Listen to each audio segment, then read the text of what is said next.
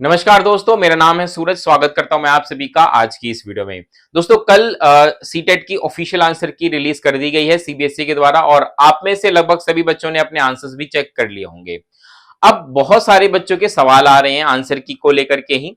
ये सवाल खासकर है कि भाई बहुत सारे जो क्वेश्चंस दिए गए हैं ऑफिशियल आंसर की में, उनको लग रहा है कि भाई बहुत सारे क्वेश्चन जो है उनके आंसर गलत दिए गए हैं और ऐसे में अब वो ये भी सोच रहे हैं कि भाई हमें चैलेंज करना चाहिए। तो यहां पर मैं आपको बताऊंगा कि अगर आप चैलेंज करने की सोच भी रहे हैं तो एक बार इस वीडियो को देख लीजिए, क्योंकि होता क्या है कि बहुत सारे बच्चे चैलेंज तो कर देते हैं लेकिन उनका जो क्लेम होता है वो रिजेक्ट कर देती है सीबीएसई। और ऐसे में क्या होता है कि उनके मार्क्स बढ़ते नहीं है, बल्कि जो पैसे वो लगाते हैं वो पैसे भी वेस्ट हो जाते हैं। तो इसीलिए एक बार इस वीडियो को देख के समझ लीजिए कि अगर आप किसी क्वेश्चन को चैलेंज कर रहे हैं तो कैसे करना है और किन बातों का ध्यान रखना है। देखिए, यहाँ पे कुछ बातें तो आप सबसे पहले समझ लीजिए कि अगर आप आंसर की चैलेंज कर रहे हैं किसी भी क्वेश्चन के आंसर को, तो उसकी जो इंपॉर्टेंट डेट याद कर लीजिएगा कि 12 मार्च से शुरू होकर के 15 मार्च के बीच ही आप ये अप्लाई कर सकते हैं। उसके बाद कोई भी आपके द्वारा एप्लीकेशन वो एक्सेप्ट नहीं होगा। ठीक है, इसके अलावा फीस 1,000 रुपए है। 1,000 रुपए एक क्वेश्चन के हैं, यानी कि अगर आप 2 क्वेश्चन करते हैं तो 2,000, 3 करते हैं तो 3,000। अब देखिए, यहां पे आपको भी लगता होगा और मुझे भी लगता है, मैं तो हर साल देखता हूं कि जो ये फीस है ना, ये बहुत ज्यादा रखी जाती है। इतनी फीस नहीं होनी चाहिए, क्योंकि बहुत सारे बच्चों को एक तो डाउट होता है कि भाई हमारी ये क्वेश्चन है, ये क्वेश्चन है, इसको भी लगा दे। मतलब किसी के अगर 5 क्वेश्चन में डाउट है तो 5,000 रुपए सीधे सीधे उसको देने पड़ेंगे। तो 5,000 रुपए एक नॉर्मल बच्चे के लिए, खासकर ऐसा बच्चा जो अभी तैयारी कर रहा है, जो जॉब नहीं करता, उसके लिए बहुत बड़ा अमाउंट हो जाता है। तो ऐसे में मुझे लगता है कि ये फीस बहुत ज्यादा है और इसीलिए मैं आपको कह भी रहा हूं कि अगर आप किसी भी क्वेश्चन को चैलेंज कर रहे हैं, अगर आप एक क्वेश्चन भी चैलेंज करें तो आपके 1,000 रुपए लगेंगे। और ऐसे में कम से कम आप ये तो समझिए कि भाई अगर मैं अपने 1,000 रुपए दे भी रहा हूं तो मैं कम से कम कुछ बेसिक चीजें तो समझ लूं पहले किसी क्वेश्चन को चैलेंज करने से पहले, ताकि उसके एक्सेप्ट होने की प्रोबेबिलिटी बढ़ जाए। तो यहां पर मैं आपको यही चीजें समझाने वाला हूं। ठीक है, साथ के साथ आप इंपॉर्टेंट अपडेट्स के लिए हमारा जो टेलीग्राम ग्रुप है उसको ज्वाइन कर सकते हैं। वहां पे आपको इसी तरह की और भी अपडेट मिल जाएंगी। अब देखिए, सबसे पहले तो इस बात को समझिए कि इस बार जो आंसर की रिलीज की गई है उसमें आपने ये सारी चीजें देखी होंगी। कुछ कुछ आपको जो आंसर की है उसके लास्ट में बिल्कुल बॉटम में ये कुछ लिखा हुआ मिल रहा होगा, a is equal to 1 2, b is equal to 1 3, c is equal to 1 4, d is equal to 2 3 and so on so on. इस प्रकार से चीजें दिख रही होंगी। ये क्या है इसको भी मैं समझाऊंगा। देखिए, अक्सर क्या होता है कि कभी-कभी जो क्वेश्चंस होते हैं ना, खासकर मैं जब सीटेट की बात करता हूं तो ऐसे में तो बहुत देखने को मिलते हैं हमें। और उसमें भी जो सीडीपी के क्वेश्चंस होते हैं या जो पेडागोजी के क्वेश्चंस होते हैं, वहां पे जो क्वेश्चंस प्रिपेयर किए जाते हैं तो जो उसके ऑप्शंस होते हैं, कभी-कभी वो ऑप्शंस ऐसे बना देते हैं जिसके आंसर एक से ज्यादा हो जाते हैं। ठीक है, तो ऐसे में क्या होता है कि सीबीएसई इस चीज को जब रियलाइज करती है कि भाई ये क्वेश्चन था और इसके तो आंसर एक से ज्यादा हो गए, आंसर तो कोई एक ही होना चाहिए चार में से। जैसे अगर कोई क्वेश्चन है, उस क्वेश्चन के 4 ऑप्शन हैं, तो 4 में से एक सही होना चाहिए। लेकिन ये सीबीएसई वाले जब क्वेश्चन बनाते हैं तो पता नहीं क्या करते हैं कि उनके भाई कभी एक ऑप्शन ठीक है, कभी 2 ठीक हो जा रहे हैं, किसी-किसी में 3 ठीक हो जा रहे हैं। तो ऐसे में क्या होता है कि उस चीज को जब रियलाइज करते हैं तो लास्ट में ये लिख देते हैं कि अगर आप मान के चलिए कि इस क्वेश्चन के सामने ए लिखा है तो समझ जाइएगा उसका 1 और 2 दोनों ही ऑप्शन ठीक है। अगर किसी क्वेश्चन के सामने बी लिखा है तो 1 और 3 दोनों ही ठीक है। और अगर किसी क्वेश्चन के सामने जेड लिखा है तो समझ जाइए कि उसके चारों ऑप्शन ठीक है। ये एक तरीके से आप समझ लीजिए कि भाई किसी क्वेश्चन को ऑब्जेक्शन डालने से पहले ही सीबीएसई रियलाइज कर लेती कि भाई हमसे गलती हो गई है, इस क्वेश्चन के दो एक से ज्यादा आंसर हो गए, तो ऐसे में वो पहले ही उसको एक्सेप्ट करते हुए इस प्रकार से करती है। ये भी ठीक है। लेकिन अगर आप देखें तो पहले इस तरह की चीजें नहीं हुआ करती थी। पिछले 2-3 सालों से ये चीजें ज्यादा हो रही हैं और हर बार पिछले 2-3 साल के आप पेपर उठा के देखिए, उनके आंसर की देखिए, आपको सब में ये सारी चीजें दिख रही होंगी। तो ये दिखाता है कि शायद सीबीएसई थोड़ा सा, मतलब सीटेट के जो क्वेश्चन सेट करती है उसकी जो ऑथेंटिसिटी होती है उस पर सवाल खड़े होते हैं। पहली चीज तो ये। दूसरी चीज ये समझिए कि अगर इसके बावजूद भी मान के चलिए कि सीबीएसई ने कुछ कई क्वेश्चन तो खुद से रियलाइज कर लिए कि भाई ये हमसे गलती हो गई है, उसके लिए हमने ये प्रावधान कर दिया है, तो उसके बावजूद भी अगर मान के चलिए कोई क्वेश्चन आपको लग रहा है कि भाई ये तो बहुत ज्यादा डाउटफुल है या ये मेरे हिसाब से होना चाहिए आंसर की में ये है, तो मैं तो उसको चैलेंज करूंगा या करूंगी। तो ऐसे में पहले तो आप क्या करें कि देखिए, आपको मेरा ये पर्सनल सजेशन रहेगा कि आप वो क्वेश्चंस हमें भेज दें। टेलीग्राम ग्रुप है हमारा, टेलीग्राम ग्रुप लिंक आपको डिस्क्रिप्शन में मिल जाएगा, वहां जाएं, ज्वाइन करें और उसमें अपना डाउट अच्छे से लिख दें। और उसके बाद बता दे कि भाई ये वाला क्वेश्चन है सर, इसको चैलेंज करना है। फिर हमारी जो टीम है उसको देख लेगी और उसके रिगार्डिंग अगर लगेगा कि हाँ भाई सच में ही दिक्कत है और कोई ऑथेंटिक सोर्स मिल जाएगा तो हम उसको अपनी तरफ से चैलेंज कर देंगे और आपको ग्रुप में अपडेट भी दे देंगे कि भाई चैलेंज कर दिया गया है, प्रॉपर स्क्रीनशॉट के साथ दे देंगे कि भाई हाँ ये क्वेश्चन हमने चैलेंज कर दिया, तो आपको अपनी तरफ से चैलेंज करने की जरूरत नहीं है। लेकिन वो तभी होगा जब कोई ऑथेंटिक प्रूफ हमें मिलेगा। क्यों ऐसा मैं कह रहा हूं ऑथेंटिक प्रूफ, अभी मैं आपको इस बारे में बताऊंगा डिटेल में। तो बेसिक चीज तो आप समझ गए कि भाई एक तो सीबीएसई की तरफ से कुछ क्वेश्चन अब उन्होंने मान लिया कि भाई गलत है और पहले ही ठीक कर दिया, और दूसरा अगर आपको कुछ क्वेश्चन लग रहा है कि भाई इसके बावजूद भी ये क्वेश्चन में दिक्कत है तो सबसे पहले तो आप उसको हमें भेज दें, ठीक है। लेकिन अगर आप फिर भी चाहते हैं कि नहीं हम खुद से ही करेंगे तो उसका भी मैं आपको एक प्रोसेस समझा देता हूं कि आपको क्या करना है, किन बातों का ध्यान रखना है।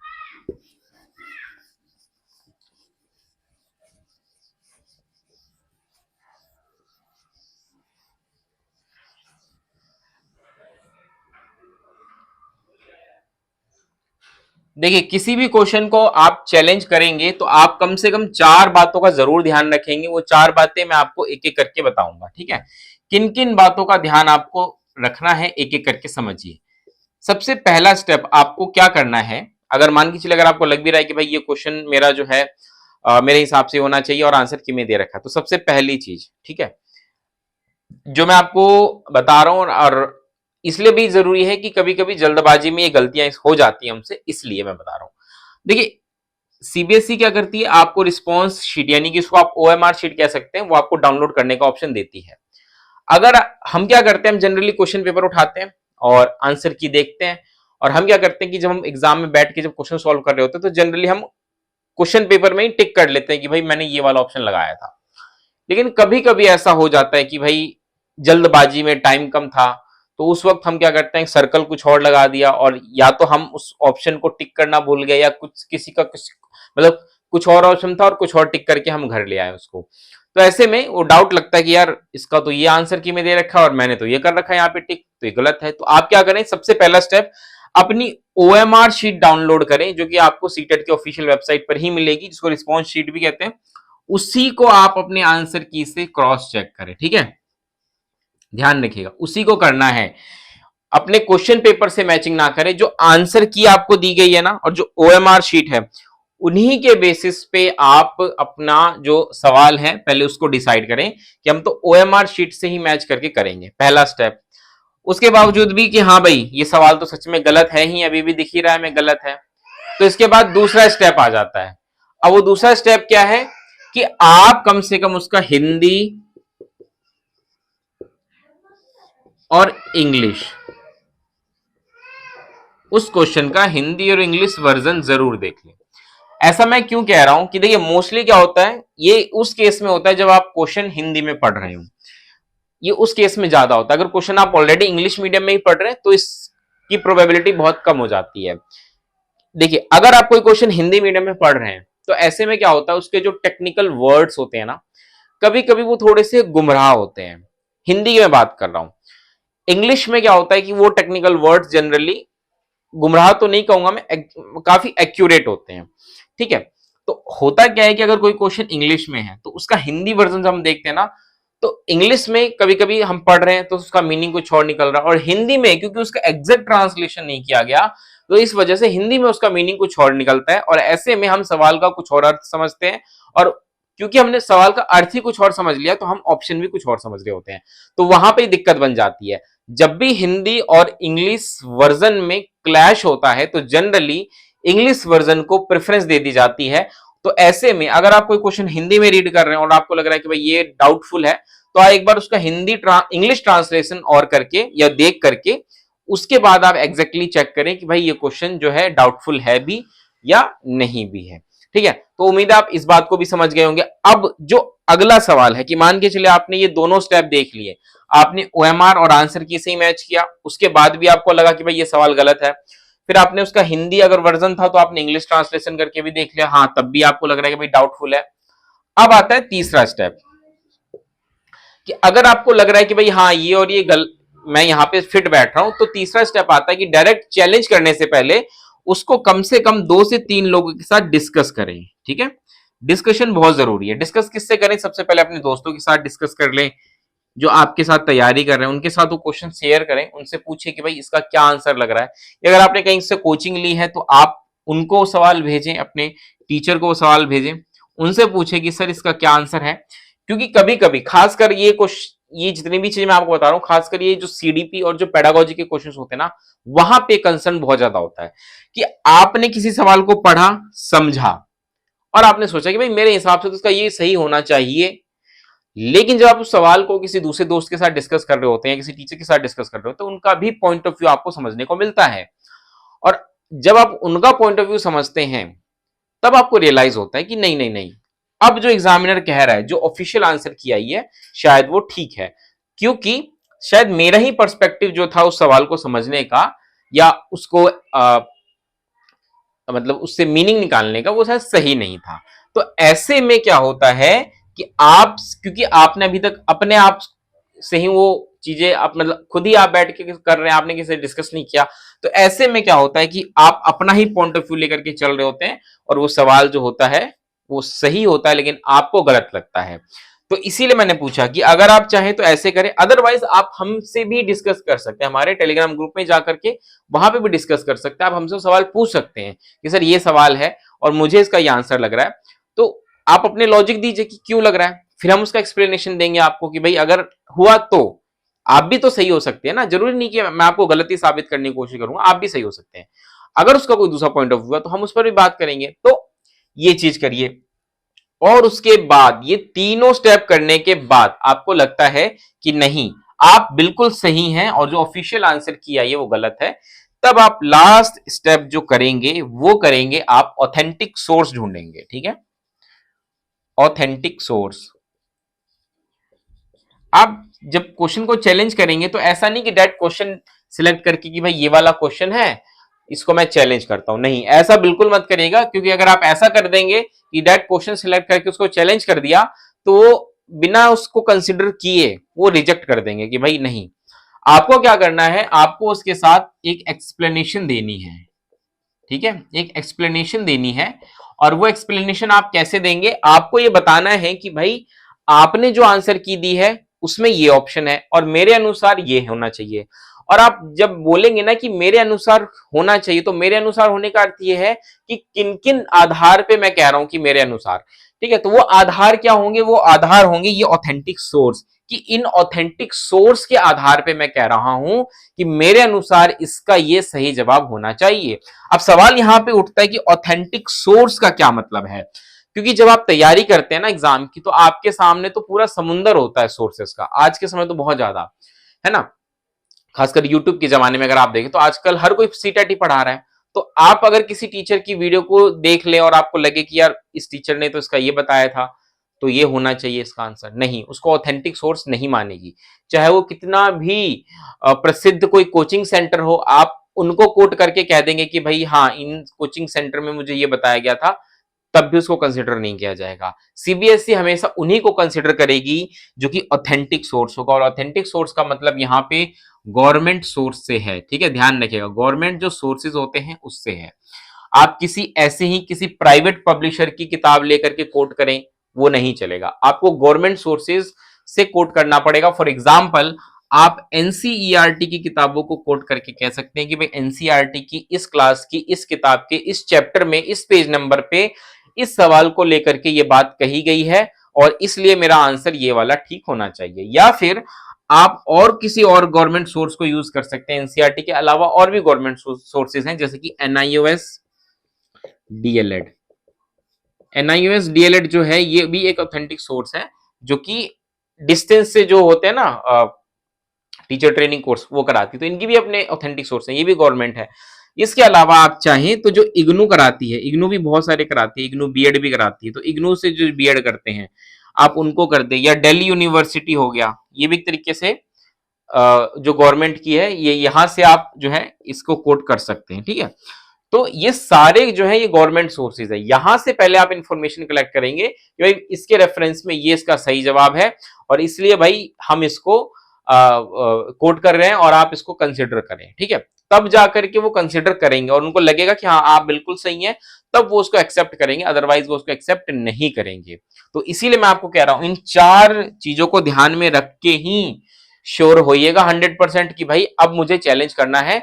और जब आप इन चारों स्टेप को फॉलो करके श्योर हो जाएंगे 100%, तभी आपके आंसर्स को वो एक्सेप्ट करेंगे और रिवाइज्ड आंसर की रिलीज करेंगे। ठीक है, उम्मीद आप समझ गए होंगे। तो देखिए अब मैं आपको जो सीधी सीधी बात बताऊं, अगर आपका कोई भी सवाल है तो पहले तो आप हमें भेजिए, उसको हमारे साथ डिस्कस करिए। अगर आपके पास कोई सोर्स ऑफ इंफॉर्मेशन है, ऑथेंटिक सोर्स ऑफ इंफॉर्मेशन, वो भी शेयर करिए।